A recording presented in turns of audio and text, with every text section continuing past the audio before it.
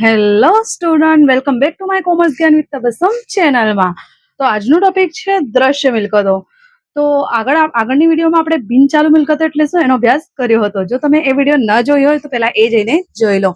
તો બિનચાલુ મિલકતના બે પ્રકાર છે, દ્રશ્ય અને અદ્રશ્ય. આજની વિડીયોમાં આપણે દ્રશ્ય મિલકતો એટલે શું એ સમજીશું. ઓકે, તો પહેલા શું લખેલું છે એ જોઈ લઈએ. દ્રશ્ય મિલકતો એટલે એવી મિલકતો છે જે ભૌતિક અસ્તિત્વ ધરાવે છે. દ્રશ્ય મિલકતો જોઈ શકાય છે, સ્પર્શી શકાય છે. એટલે કે એવી મિલકતો કે જેનું ભૌતિક અસ્તિત્વ હોય. ઓબ્વિયસલી તમે જેને ટચ કરી શકો છો, જેને સ્પર્શી શકો છો, જેને જોઈ શકો છો, તો એનું ભૌતિક અસ્તિત્વ હશે તો જ તમે એને જોઈ શકો છો ને.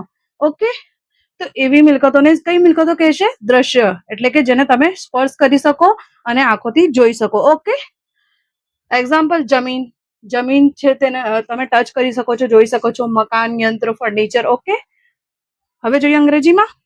તો દ્રશ્ય મિલકતોને અંગ્રેજીમાં ટેન્જિબલ એસેટ કહે છે. એટલે કે દ્રશ્ય મિલકતો tangible asset.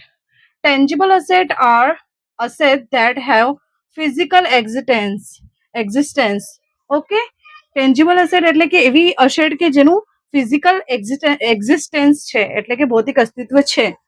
They can be seen and touch. એટલે કે એ અસેટને આપણે ટચ પણ કરી શકીએ છીએ અને સીન પણ કરી શકીએ છીએ, એટલે કે જોઈ પણ શકીએ છીએ.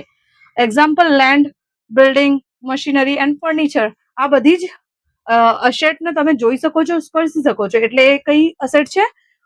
કઈ અસેટ છે? Tangible asset. ઓકે વિદ્યાર્થી મિત્રો, તો વિદ્યાર્થી મિત્રો તમને જો મારો ભણાવવાની રીત સારી લાગી રહી છે તો તમે મારા ચેનલને સબસ્ક્રાઇબ કરો, વધુમાં વધુ શેર કરો, લાઈક કરો, કમેન્ટ કરો, જેનાથી મારી વિડીયો વધારે ને વધારે સ્ટુડન્ટ્સ પાસે પહોંચે અને એ લોકોને પણ આ વિડીયોનો લાભ થાય. ઓકે, તો વિદ્યાર્થી મિત્રો ફરી મળીશું.